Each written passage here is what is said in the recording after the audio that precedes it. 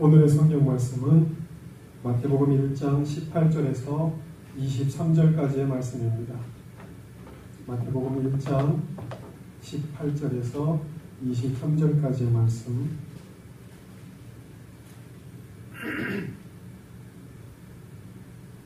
찾으신 줄 알고 공독해 올리겠습니다. 신약성경 1페이지.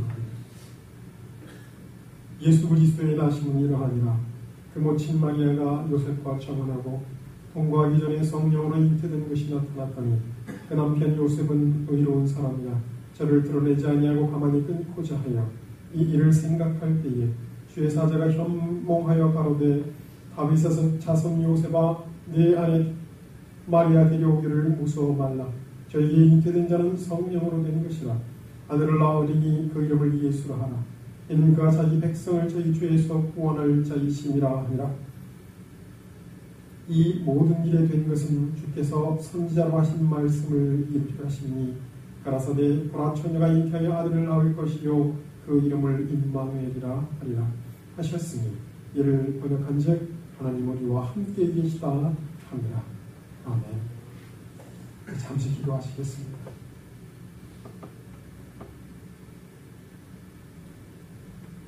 사랑의 아버지 하나님, 하나님께서 우리를 구하시기 위하여 이 땅에 오신 그 자체만도 감격스러운데 저희들로 하여금 그 하나님의 기업을 우리에게 허락하시고 영원한 하나님의 영광을 우리와 함께 누리기를 원하시는 그 하나님의 뜻에 더욱더 주의 뜻에 합당한 자들이 될 수 있도록 인도하여 주시옵기를 소원하옵고 우리 주변을 돌아보아 우리 주변 예수 그리스도를 믿지 아니하고 오늘 어둠 가운데 살아가는 이들에게 마음을 향할 수 있도록 주님 저들의 마음을 붙들어 주시옵시고 그들을 위해 기도하게 하여 주시옵시며 그들에게 복음을 전파하고 그들에게 선을 베풀어 주의 전에 강권하여 데리고 나올 수 있는 뜨거운 마음들을 허락하여 주시옵기를 소원하옵고 오늘 시간도 함께하여 주시옵기를 원하오며 사랑이 많으신 주 예수 그리스도의 이름으로 기도드렸사옵나이다. 아멘. 마태복음 1장 18절에서 23절까지의 말씀을 가지고 임마누엘의 하나님이라는 제목으로 말씀을 나누고자 합니다. 이 마태복음 1장 18절에서 23절은 예수님의 태어난 그 배경을 얘기를 하고 있습니다. 마태가 이 마태복음을 기록할 때 대상을 유태인들 가운데 기독교인이 된 사람들에게 그 복음에 대한 확실한 증거를 하기 위해서 기록한 것입니다.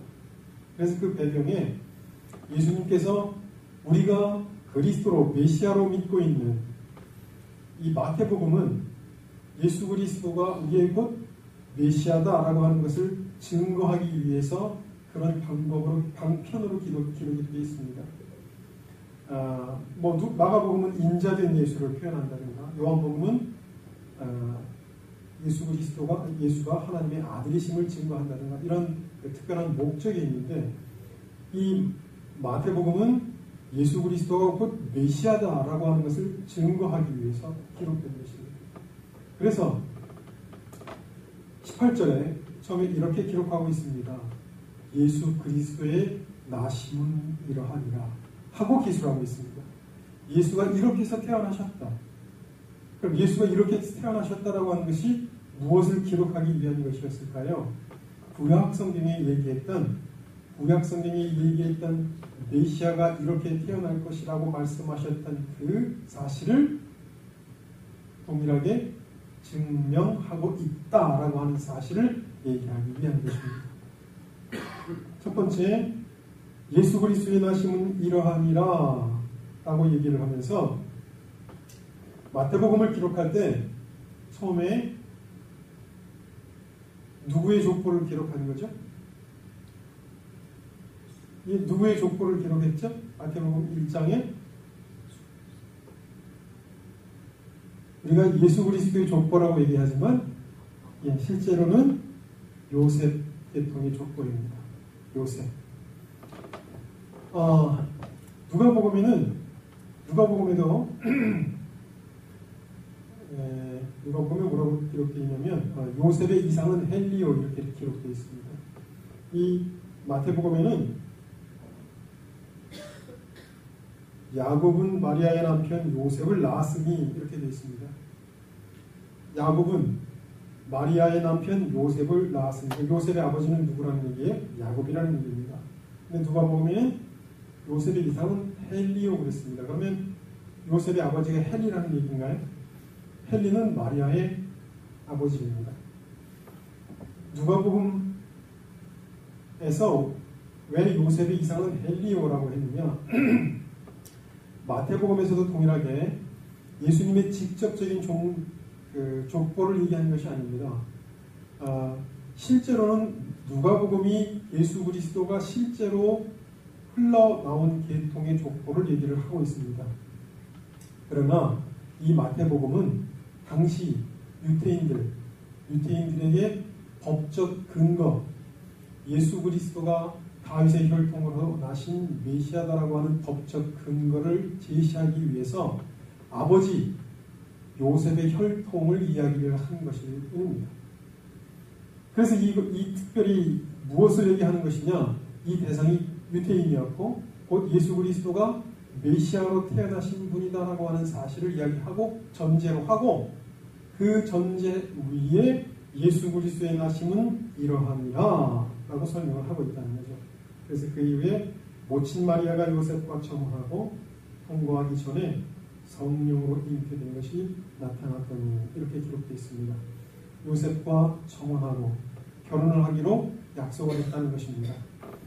결혼을 하고 약혼인데 지금으로 얘기하면 요즘은 약혼을 하고 금방 결혼을 하지요. 근데 이 당시 유대인들은 대략 1년 정도를 기다렸답니다. 1년 정도 후에 정식 결혼식으로 불렸다고 하는데 정혼을 했습니다. 그리고 통과하기 전에 성령으로 잉태된 것이 나타났더니 이렇게 기록됐습니다. 자, 그러면 마태는 예수 그리스도가 성령으로 잉태된 것이라고 하는 것을 증명하고 있습니다. 얘기를 하고 있습니다. 성령으로 잉태된 것이 나타났더니 이 현대 신학자들 사이에 예수 그리스도가 동정녀로 말미암아 탄생했다는 것을 부정하는 신학자들이 있습니다. 제가 유학할 당시에 리자이나 대학의 오강남 박사라는 사람이 있는데 이 오강남이라는 이 박사가 집안이 안식교예요. 그런데 어쨌든 그 사람은 서울대학 종교학을 전공을 하고 리자이나 대학 다른 몬트리올인가 대학에서 박사학위를 받고 거기 리자이나 대학에서 종교학 교수로 일하는 사람이었습니다. 이 사람은 동정녀 탄생을 부정합니다. 사람이 어떻게 성령이라고 하는 어떤 그런 존재로 태어나느냐? 있을 수 없는 일이다. 자기 논리로 생각해서 부정을 하고 그 사람의 선책이 무엇이냐면 예수는 없다라는 책이었습니다. 이게 한 10년 전에 굉장히 우리나라에서 반향을 불러일으켰었습니다. 말씀으로 천지를 창조하신 하나님이 말씀으로 성령으로 여인의 몸에 잉태시키실 수가 없을까요? 이것을 증명할 방법은 없습니다. 우리가 논리적으로 따져서 이것이 그렇다 얘기할 방법은 없습니다. 다만 믿음에 근거할 뿐입니다. 믿을 수밖에 없어요. 그러나 예수라고 하는 실존 인물, 존 와이어라고 하는 사람이 골고다 언덕 십자가 밑에서 언약궤를 발견했는데 피를 채취해서 검사를 해보니까 Y 염색체밖에 없더라. 남자 여자가 정상적인 결합을 통해서 태어난 모든 사람은 XY 염색체를 모두 가지고 있는데 예수 그리스도의 염색체는 남자로 비롯된 X 염색체가 없더라. 이런 얘기가 있습니다만 이것이 실제인지 사실인지 가짜인지는 알 수가 없어요. 어쨌든 예수 그리스도가 역사적 인물이고 그분이 태어났는데 그분이 성경에서 얘기하기를 성령으로 잉태되었다라고 얘기를 하고 있다는 것입니다. 성령으로 잉태되지 않았다면, 만약에 예수 그리스도가 성령으로 잉태된 존재가 아니라면 우리 인간은 단 한 명도 구원을 받을 수가 없습니다. 왜냐? 하나님께서 인간의 죄를 대속하실 때 인간을 통해서만 인간의 죄를 대속할 수가 있습니다. 다른 어떤 존재가 인간의 죄를 영원히 대속할 수 있는 존재가 없습니다. 그래서 인간이어야 하는데, 만약에 남자와 여자의 관계를 통해서 사람이 태어나면 우리랑 똑같이 원죄를 갖고 태어나게 되는 존재가 된다는 겁니다. 하나님 앞에 죄를 용서할 수 있는 제물로의 가치가 없어진다는 것입니다. 그런데 그러면 이런 우리가 고민을 할 수가 있어요. 그러면 예수 그리스도도 여자의 몸을 빌어서 태어난 것이 아닌가? 그러면 원죄가 없다고 할 수 있는가? 그 점에 대해서는 정확히 알 수가 없습니다. 다만 성령으로 태어난 예수 그리스도에게 원죄가 없다는 사실, 여자의 몸을 빌어서 태어난 것밖에는 우리가 알 수가 없습니다. 빌어서 태어났다고 밖에는 인정할 수가 없어요. 그래서 여자의 몸을 빌어서 하나님께서 생명을 잉태케 하셨고, 그 하나님 예수 그리스도가 인성과 신성을 지닌 존재로 죄가 하나도 없으신 분이다 라고 하는 사실입니다. 제물로서의 가치를 지니신 유일한 여자의 후손이라는 거죠. 창세기 3장 15절에 얘기한. 그래서 성령으로 잉태한 존재만이 인간의 죄를 용서할 수 있는 존재가 된다는 것입니다. 그 방법밖에는 없습니다. 하나님은 그렇게 하신 거예요. 인간을 구원하기 위해서.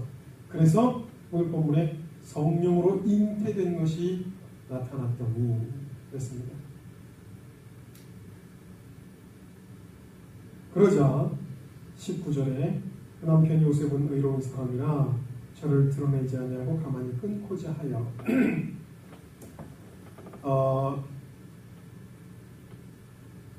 의로운 사람이라, 그 의롭다라고 하는 것이 하나님 앞에 정직하고 고든 사람이다, 이런 의미를 가지고 있답니다. 그런데 가만히 끊으려고 했습니다. 드러내지 않고. 만약에 내가 약혼한 여자가 있는데 임신을 했어요.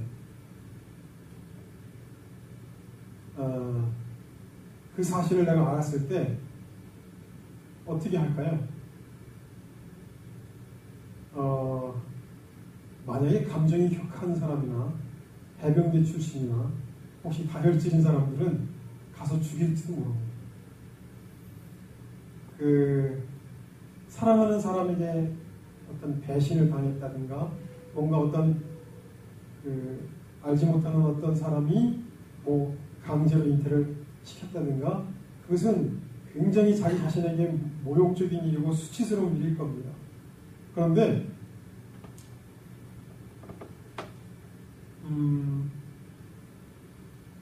이 요셉이 드러내지 않는다는 것은, 만약에 드러낸다면 마리아는 돌에 맞아 죽거나 평생 수많은 그 주변 사람들한테 멸시와 조롱을 받으면서 살아야 될 인물이 된다는 거죠. 이 요셉이라는 사람이 그 사실에 대해서 드러내지 않으려고 했다라고 하는 이유를 학자들이 몇 가지로 설명을 합니다. 그 중에 하나는, 만약에 드러내면 마리아가 죽을까봐 그랬다라고 하는 이야기도 있고, 주변의 사람들 가운데 마리아가 성령으로 잉태되었다라고 하는 사실을 아는 사람이 있었을까요? 없었을까요? 당시에. 그 얘기를 어떻게 전해 들었을까요? 요셉이. 천사한테 듣기 전에. 알았으니까. 그리고 그것을 드러내지 않고 가만히 끊으려고 했으니까. 요셉 입장에서는 마리아한테 들었을 가능성이 높답니다. 왜 그랬느냐면, 마리아가 천사가 나타나서 내가 잉태할 것이고 그 이름을 예수로 하라 라고 하는 이야기를 들었고, 자기 몸에 이상이 오는 사실을 알게 되고 자기가 임신했다는 사실을 알았을 것입니다. 그리고는 그 사실을 자기에게 일어났던 그 신기한 일을 자기가 가장 사랑하는 요셉에게 얘기하지 않았을까요? 여기 요셉한테 얘기했다고 보는 거죠. 요셉이 그 얘기를 듣고 문제는 여기서 발생합니다. 요셉이 마리아를 통해서 그런 이야기를 들었습니다. 천사가 나타나서 나한테 이렇게 얘기를 했고 내가 지금 그것처럼 그 천사의 이야기처럼 이런 현상들이 나타나고 있습니다. 라고 얘기를 들었다는 거죠. 그런데 요셉이 여기 보세요. 성령으로 잉태했다라고 하는 사실에 대해서 역사상 한 번도 이런 일이 없었습니다. 전혀 경험하지 못한 이야기를 약혼한 사람이 얘기를 합니다. 만약에 예를 들어서 저희 집사람이 저한테 이번에 어저께 꿈에 천사가 나타나가지고 앞으로 일주일 뒤에 예수님이 오신대. 그리고 예수 믿는 사람들 다 데려가신대. 전혀 들어보지 못한 이야기를 만약 한다고 했을 때 이 사실을 요셉이 어떻게 받아들일 수 있겠는가 하는 거죠. 그래서 자기 자신은 오늘 여기 본문에 보면 그 주의 사자가 나타나서 요셉한테 뭐라고 얘기를 하냐면 마리아 데려오기를 무서워 말라 그랬습니다. 무서워 말라. 여러분 마리아를 왜 데려오는데 무서워해야 되는 건가요? 마리아한테 일어났던 어떤 그런 영적인 일들이 요셉에게 두려움을 줬을 가능성이 큽니다. 마리아한테 들었다는 거죠. 잉태된 사실에 대해서.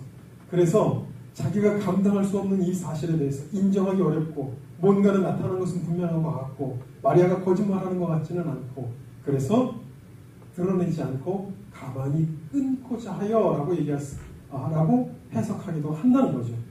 정확히 그 상황에 대해서 우리가 알 수는 없지만 어쨌든 요셉이 의로운 사람이었다는 것입니다. 올바른 사람. 감정적으로 이 사실을 대응하지 않고 이성적으로 대응을 했다는 것입니다. 이성적으로 대응을 해서 가만히 드러내지 않고 끊고자 했다. 그 제임스 몬티어라는 사람이 있는데요. 행동 반응의 책을 썼대요. 그 행동 반응에 대한 책인데 Little Book of Behavior Investing인가 뭐 그런 내용이에요. 근데 그 사람이 얘기한 책 가운데 어떤 내용이 있냐면 인간이 지닌 5가지 행동의 오류가 있답니다. 5가지 행동의 오류. 그 중에 통제 환상이라는 게 있어요. 통제 환상. 5가지 중에 이제 통제 환상이라는 것인데 그게 뭐냐면 내가 어떤 이 상황, 주어져 있는 이 상황을 잘 통제할 수 있어. 통제할 수 있을 거야. 라고 생각한다는 거죠. 그래서 스스로 자기 자신을 과신하는 경향이 있대요. 그런데 인간을 한번 잘 생각해 보세요. 사람이 감정이 격해지면 이성적으로 행동하기가 쉽지가 않습니다. 사람이 이성적으로 행동해야 할 이유도 감정이 상하면 그 이성이 잘 작동을 안 합니다. 그래서 자식이 부모를 죽이는 것도 감정이 격앙돼가지고 있을 수 없는 일이죠. 그런데 부모를 죽여요. 감정이 격앙돼서. 그래서 컨트롤할 수가 없는 거예요. 이게 인간입니다. 인간. 셰인 프레드릭이라는 예일대 교수가 MIT 학생들을 대상으로 해서 MIT 학생들이 굉장히 머리가 뛰어난 학생들이기 때문에 인지 반응 테스트를 했는데 이성적으로 행동하고 이성적으로 올바른 판단을 내릴 것이다 라고 생각하고 3가지 문제를 제시를 해서 그 3가지 문제에 대한 대답을 모두 맞힌 사람의 통계를 냈대요. 그런데 오직 48%만이 그 3문제를 모두 맞췄다 하는 것입니다. MIT 공대, 미국에서 굉장히 뛰어난 수재들이 다닌다는 그 MIT 공대를 다니는 학생들도 감정이 격앙되거나 감정적인 문제가 섞여 있을 때 이 문제를 이성적으로 대답을 제대로 못한다는 거죠. 맞추지 못한다는 거죠. 이것이 인간이 가지고 있는 부족함이고 모순이라는 겁니다. 감정이 격앙됐습니다. 만약에 요셉이 내 약혼한 여자가 임신을 했어요. 감정이 격앙돼서 올바른 판단을 못 내렸다면 다른 우를 범할 수도 있고 자기 그 약혼자 마리아도 파괴할 수 있는 일을 저지를 수 있는 자기 인생이라는 거죠. 그런데 오늘 성경 말씀에서는 그 요셉에 대해서 의로운 사람이라, 올바른 행동을 하는 사람이라, 하나님 앞에 정직하고 바른 사람이라. 그가 어떻게 그럴 수 있었을까요? 하나님을 경외하는 요셉이 하나님 말씀에 따라서 올바른 길을 걸어가는 삶의 모습을 보여준 거라는 겁니다. 그 의로운 요셉이 행동의 처신을 이렇게 했다 라고 성경은 이야기를 하면서 아들을 낳으니 이름을 예수라 하라. 사자가 나타났는데 아들을 낳으니 이름을 예수라 하라. 이 누가복음에서는 이 사자가 나타난 이 사자가 누구였냐면 가브리엘이라고 얘기했습니다. 가브리엘 천사가 나타나서 마리아한테도 나타나고 요셉에게도 나타나서 성령으로 잉태된 그 예수 그리스도를 잉태된 예수 그리스도를 인정하고 받아들이라 이렇게 지금 그 이야기를 하고 있습니다. 그래서 아들을 낳으리니 이름을 예수라 하라. 이는 그가 자기 백성을 저희 죄에서 구원할 자이시니라. 이렇게 얘기를 했습니다. 여기서 중요한 구절이 무엇이냐면 이 땅에 태어날 성령으로 태어날 아기가 있는데 그 아기가 자기 백성을 저희 죄에서 구원할 자이니라. 이렇게 얘기를 했다는 것입니다. 자, 한번 생각해 보세요. 자기 백성을 그랬습니다. 자기 백성. 제가 자기 백성을 프로그램을 통해서 찾아봤어요. 그랬더니 자기 백성이라는 얘기가 쭉 나오는데 그 중에 어떤 구절이 하나가 있었냐면 그가 자기 땅에 왔으나 자기 백성이 영접치 아니하고 이런 말씀이 있었습니다. 자기 땅에 왔으나 땅이 누구 거죠? 하나님 겁니다. 모든 땅은 다 하나님 거예요. 근데 그 자기 땅에 오셔서 특별히 여기서는 이스라엘 땅을 얘기하는 것이지만 자기 땅에 왔으나 자기 백성이 영접지 아니하고 그랬습니다. 자기 백성은 누군가요? 자기 백성 이스라엘 사람을 얘기합니다. 유태인을 얘기하죠. 근데 오늘 본문에서 얘기하고 있는 자기 백성은 누군가요? 구원받을 영적인 백성을 얘기합니다. 하나님의 나라, 하나님 나라의 기업을 이어받을 자들을 얘기합니다. 그들을 자기 백성이라고 성경은 얘기하고 있는 것입니다. 그런데 그 자기 백성을 저희 죄에서, 저들이 갖고 있는 죄에서 구원할 자이십니다. 그러면 구원받지 못하는 대상은 누구라는 거죠? 죄를 지닌 자들이 구원을 못 받는다는 것입니다. 구원받는 자들은 누구냐? 저희 죄에서 구원을 받는다는 것입니다. 그러면 예수를 전도하다 보면 우리가 원죄를 얘기를 하거든요. 자범죄에 대해서 사람들이 별 얘기를 안 해요. 뭐 얘기하는 사람도 있습니다. 내가 무슨 죄가 있다고 그래? 난 죄 없어. 이렇게 얘기하는 사람도 있지만 원죄에 대해서 얘기를 하면 이 원죄에 대해서 반항하는 사람들이 많아요. 내가 뭐 원한 것도 아닌데 내가 무슨 죄가 있어. 그러나 성경에서 얘기하고 있는 가장 큰 죄가 무엇이냐면 자기를 사랑하는, 자기가 우상이 되어서 자기가 주인이 되어 있는 죄가 가장 큰 죄입니다. 그래서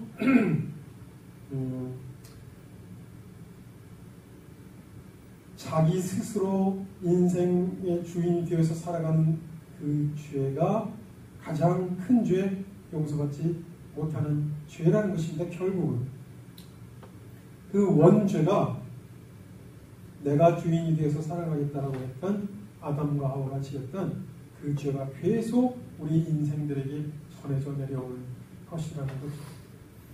자기 죄에서 우리 인간이 가지고 있는 그 원죄를 지니고 있으면 그 원죄로부터 계속 자범죄를 짓게 되어 있습니다. 인간 욕망이라는 것이 인간 스스로 해결돼서 자기가 자기 죄로부터 구원을 받을 수 있는 존재가 아니라는 거죠. 그래서 하나님께서 이 땅에 오셔서 저들의 죄를 구원하기 위해서 오셨다는 겁니다. 그러면 저들의 죄에서 우리를 어떻게 구원하신다 하는 건가요? 인간이 욕망을 버릴 수 있나요? 인간이 스스로 자기를 어떻게 구원한다는 거죠? 예수님께서 우리를 어떻게 구원하신다는 걸까요? 인간은 스스로 자기를 구원하지 못하니까 예수 그리스도가 오셨는데 예수 그리스도가 십자가에 못 박히고 어떻게 한다는 건가요? 자기를 십자가에 못 박고 그리스도 예수를 쫓아야 한다는 것입니다. 이것이 구원받은 자들의 모습이라는 것입니다. 그래서 하나님 말씀에 순종해야 된다는 거예요. 하나님의 말씀에 순종해야 된다는 것이고 십자가에 자기 자아를 못 받고 자기를 십자가에 못 박고 나를 쫓으라. 예수님께서 그렇게 말씀하신 것입니다. 십자가를 지고 나를 쫓을 것입니다. 자기를 부인하고 내가 스스로 주인이 되어서 살아가는 삶을 부인하고 하나님이 주인이 되어서 살아가는 사람을 인정하고 제 십자가를 지고 나를 쫓으라. 이것이 구원받은 자들의 모습이라는 것입니다. 그렇게 그런 자들을 구원할 것이다. 이것이 예수 그리스도가 탄생하신 목적입니다. 이 천사가 그 사실을 얘기를 하고 있는 것입니다. 예수님께서 이 땅에 탄생하신 이유는 자기 백성, 저희 죄에서 구원을 짜러 이 땅에 오신 것이다.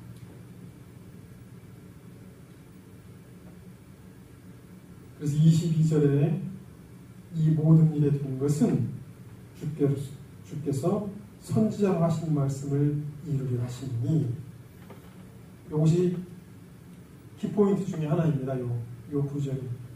내가 예수 그리스도의 나심은 이러하니라. 마태가 족보 이후에 제일 첫 번째 족보 이후에 기록한 예수 그리스도의 나심은 이러하니라. 우리의 메시아가 이렇게 나셨다라고 얘기를 하고 어떻게 잉태했다는 사실을 얘기하고 그 이후에 이 모든 일이 뭔가요? 성령으로 잉태한 일을 얘기한 것입니다. 성령으로 잉태한 이 모든 일이 주께서 선지자로 하신 말씀을 이루려 하십니다.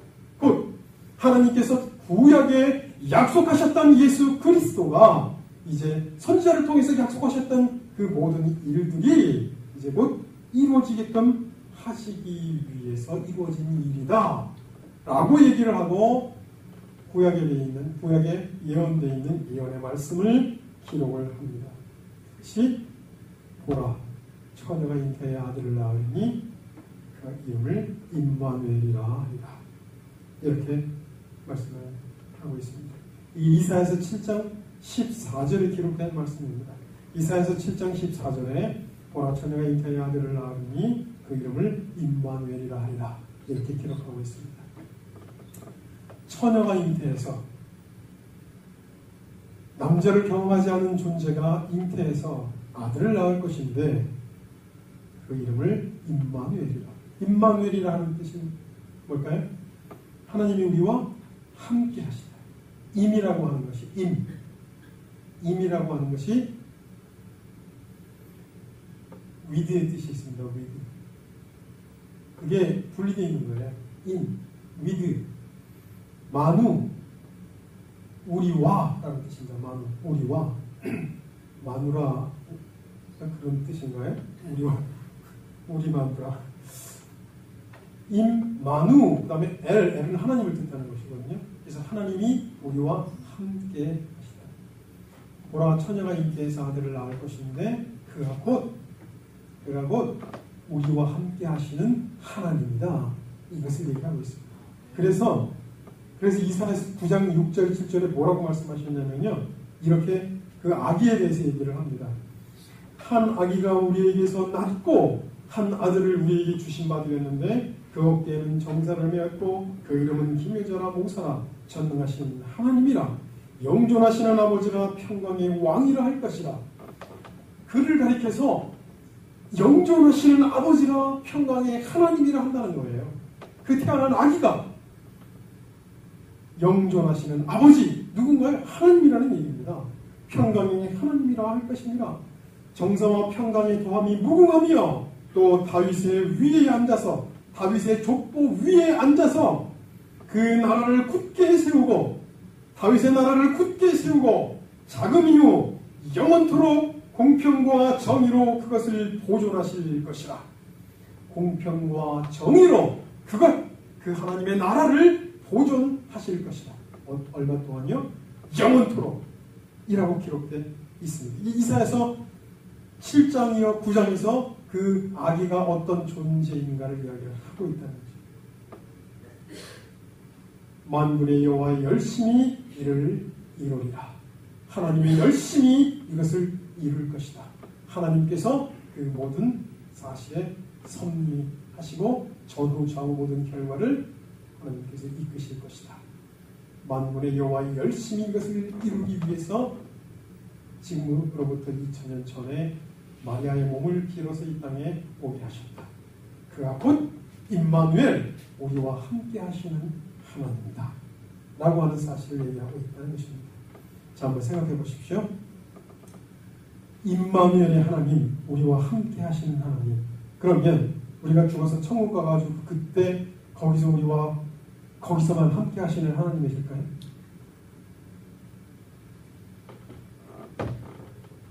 우리와 함께 하시는 하나님은 동일하게 오늘도 우리와 함께 하시고 내일도 함께 하시고 어제도 함께 하신 것입니다. 내가 예수 그리스도를 믿고 내가 예수 그리스도를 알고 예배를 드리고 그 하나님의 섭리 가운데 내가 있는 것은 오늘도 하나님이 나와 함께 하신다는 것이고 내일도 함께 하실 것이라는 것입니다. 오늘 나와 함께 하시는 그 하나님, 그분이 곧 임마누엘의 하나님이라는 거죠. 자, 그러면 살다가 보면 짜증날 상황도 있고 화가 나는 상황도 있고 혹은 사람이 막 미워지는 상황도 있고 이런 상황도 있어요. 우리가 어떻게 행해야 될까요?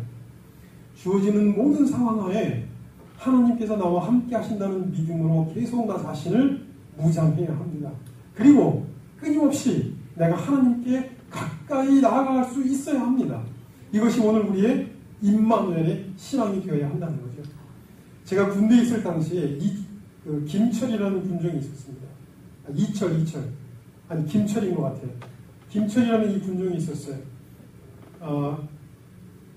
그 사람은 중대 군종이었어요. 제가 대대 군종인데 중대에 임명을 해놓은 군종이었습니다. 그런데 이 친구는 꼭 나한테 와가지고 얘기를 할 때 그 김철 군종의 어머님이 몇만 원씩 후원을 해주셨어요. 근데 자기는 나가면 용돈을 하나도 주질 않는다는 거예요. 너무 가난해서 자기네 집이. 근데 어머니는 헌금 같은 건 열심히 하신대요. 헌금도 열심히 하시고 오늘 우리 군대에서 사병들한테 커피랑 사탕을 돌리거든요. 밤에 돌아다니면서. 그리고 얘기를 상담을 하고 그래요. 그 비용이 필요하잖아요. 그 헌금을 그 어머님이 해주셨어요.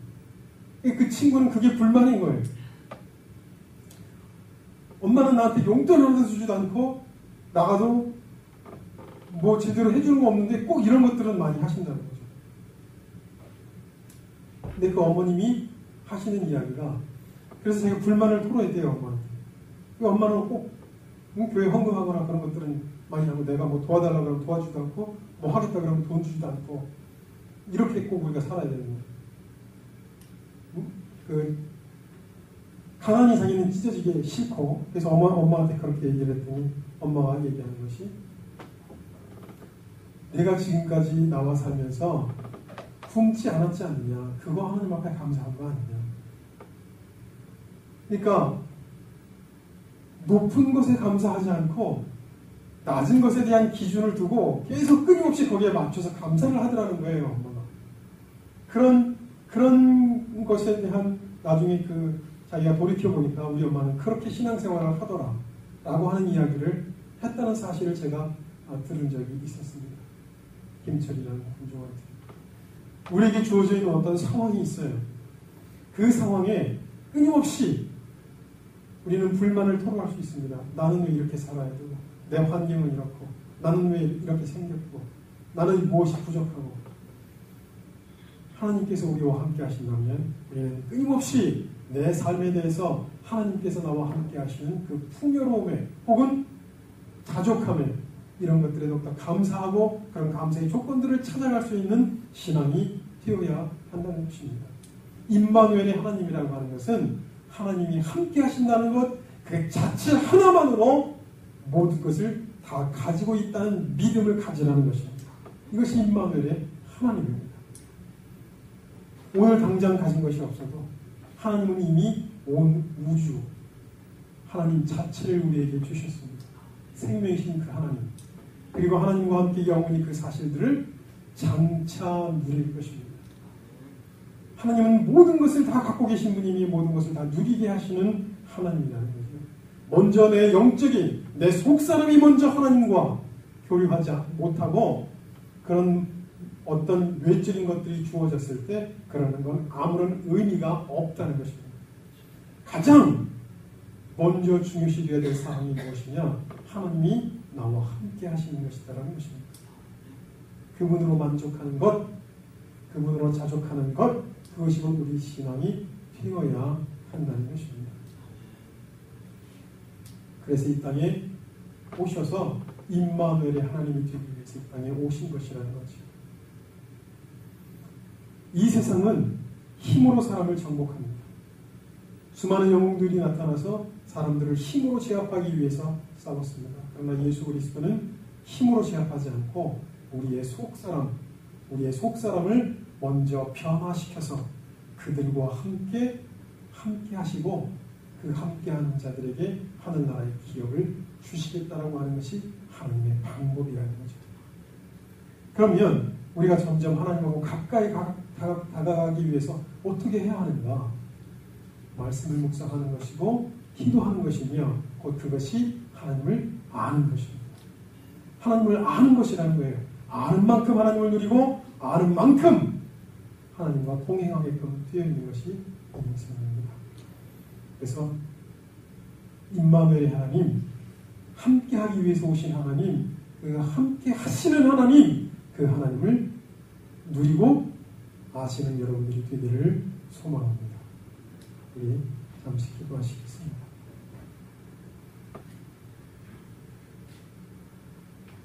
거룩하신 주님, 우리와 함께하기 위해서 오신 그 의미를 깨닫고 더욱더 하나님과 함께하는 저희들이 될 수 있도록 인도하여 주셔서 주신 자도 여호와시요 취하신 자도 여호와시라는 고백처럼 모든 것을 감사하는 감사의 신앙인들이 되도록 인도하여 주시옵기를 소원하옵고 더욱더 하나님을 깊이 알아가며 그 기쁨 속에서 하나님을 기뻐하며 살아가는 저희를 되도록 인도하여 주시옵기를 원하오며 사랑이신 우리 주 예수 그리스도의 이름으로 기도드렸사옵나이다. 아멘. 찬송가 321장 우리 같이 찬양 드리시겠습니다.